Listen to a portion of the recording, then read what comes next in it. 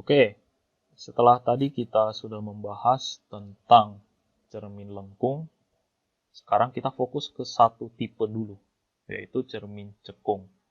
Masih ingat kan bahwa cermin cekung itu maksudnya adalah cermin yang sisi pemantulnya terletak di bagian dalam. Oke, nah karena namanya cermin, artinya ada kemungkinan bahwa benda yang diletakkan di depan cermin itu akan menghasilkan bayangan. Pertanyaannya, bagaimana cara menentukan posisi bayangannya, letaknya, dan lain-lain. Oke, ini di depan adalah 3 jenis sinar istimewa. Sebenarnya, ya, untuk mengklarifikasi, sebenarnya ada banyak sinar yang dipakai ketika kita menyinari suatu benda. Oke, tapi ada 3 sinar yang ciri-cirinya sangat khusus sehingga kita sebut dia sebagai sinar istimewa. Oke, sinar pertama itu yang datang ini, sinar datang sejajar sumbu utama dipantulkan melalui titik fokus. Contohnya, perhatikan gambar A. Ini itu adalah sumbu utama. Sumbu utama. Sinar datang sejajar sumbu utama itu artinya segini kan. Dipantulkan melalui titik fokus. Artinya kayak gini. Oke. Nah, cara yang sama juga bisa dipakai menjelaskan nomor 2. Bedanya kalau nomor 2 tadi, sinar sekarang datang melalui titik fokus. Untuk kemudian dipantulkan sejajar sumbu utama. Oke.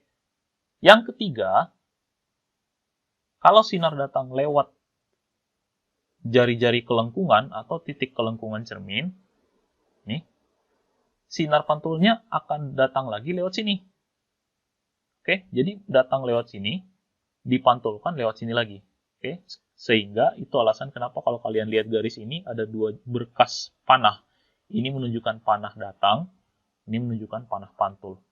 Nah, dengan bantuan 2 dari 3 sinar ini, kita bisa mulai menggambar posisi benda. Tapi sebelumnya saya mau perlihatkan dulu untuk memudahkan kita bagi aja ruangan-ruangan di sekitar cermin ini jadi 4 ruang.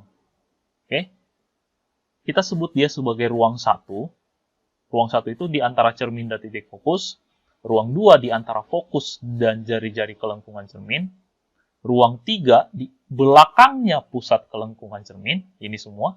Sementara ruang 4 di belakang cermin. Jadi tolong bedakan, ruang 3 terletak di belakang pusat kelengkungan, ruang 4 terletak di belakang cerminnya. Oke, untuk apa ini?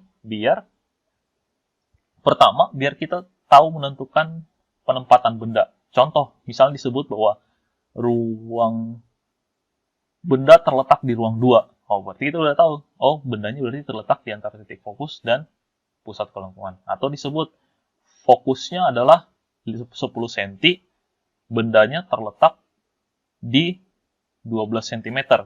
Oh, berarti kita tahu dong bahwa bendanya terletak di ruang 2 atau 3? Bendanya terletak di ruang 2. Oke. Nah, sekarang saya mau perlihatkan 2 contoh cara melukis bayangan. Oke. Ini contoh pertama, bendanya disimpan di ruang 1. Oke. Bendanya disimpan di ruang 1. Nah, dengan memanfaatkan sinar-sinar istimewa ini, udah bisa tuh kelihatan. Oke. Nah, sinar istimewa pertama yang mana? Yang ini dong. Sinar datang sejajar sumbu utama dipantulkan melalui titik fokus. Oke. Terus sinar apa lagi yang dipakai? Ternyata yang digunakan adalah sinar ketiga. Sinar yang datang melalui pusat kelengkungan cermin dipantulkan lagi melalui titik di sini. Nah, sekarang perhatikan. Kalau melihat dari sini, titik pertemuannya justru terletak di belakang cermin. Oke, titik pertemuannya terletak di belakang cermin. Dan karena syarat membentuk bayangan adalah adanya titik yang berpotongan, maka karena perpotongannya terletak di belakang cermin, bayangannya juga terletak di belakang cermin. Oke? Nah, kalau begitu, sifatnya gimana? Kalau ditanyakan, perhatikan aja. Pertama, sifatnya jelas maya. Kenapa maya? Karena bendanya terletak di belakang cermin dan terbentuk dari sinar-sinar yang sifatnya imajiner tadi. Nih, imajiner. Kan tidak ada sinar yang masuk ke dalam cermin. Yang ada cuma perpanjangan sinar pantul yang sifatnya imajiner. Oke. Yang kedua, nyata, tegak. Yang kedua, tegak. Maksudnya gimana? Bendanya menghadap ke atas karena dan bayangannya juga menghadap ke atas. Kalau sama-sama menghadap ke arah yang sama, kita sebut dia tegak. Yang ketiga, bendanya diperbesar karena ukurannya jauh lebih besar dibandingkan ukuran benda. Ini yang terjadi kalau bendanya disimpan di ruang satu. Kalau di ruang lain gimana? Satu contoh lagi adalah benda yang diletakkan di ruang 2. Ini bentuknya. Nah, sekarang perhatikan. Dua sinar yang dipakai itu sinar yang mana aja?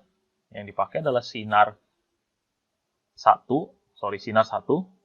ini, dan sinar 2. Oke, nah sekarang lihat. Ada perpotongan sinar pantul yang letaknya di sini nih. Karena perpotongannya sekarang terjadi bukan karena perpanjangan yang imajiner tadi, berarti bendanya adalah benda yang sifatnya satu, nyata. Karena ya pertama terbentuk dari perpotongan garis yang tidak imajiner, kedua letak bayangannya terbentuk di depan cermin. Oke, kalau yang tadi kan letaknya di belakang cermin tuh, yang ini. Kalau yang sekarang letaknya di depan cermin. Terus yang kedua, sama nggak arah bendanya? Ternyata enggak ya. Berarti arah bayangannya dengan arah benda saling berbalikan. Atau dengan kata lain, bendanya sifatnya adalah terbalik. Yang ketiga, perhatikan ukurannya. Ukuran bayangan lebih besar daripada ukuran benda, sehingga kita bisa sebut bayangannya sifatnya diperbesar. Oke? Sekarang, kalian bisa coba berlatih, misalnya, seandainya bendanya ditempatkan di ruang 3. Nih, kalau misalnya bendanya ada di sini, apa yang akan terjadi dan di mana letak bayangannya? Pak, bisa nggak kita meletakkan benda di ruang 4? Sayangnya tidak bisa. Kita cuma bisa menaruh benda di ruang 1, 2, dan 3. Analoginya, kamu kan kalau mau ngaca kan cuma bisa berdiri di depan kaca. Kamu nggak bisa masuk ke dalam kaca terus ngaca lagi dari situ. Nah, itu juga yang terjadi pada cermin. Baik itu cermin cekung atau nanti pada cermin cembung. Oke? Silahkan dicatat atau diulangi bagi yang belum dipahami. Setelah ini kita lanjut lagi dengan pembentukan bayangan pada cermin cembung. Oke? Sampai ketemu di video berikutnya.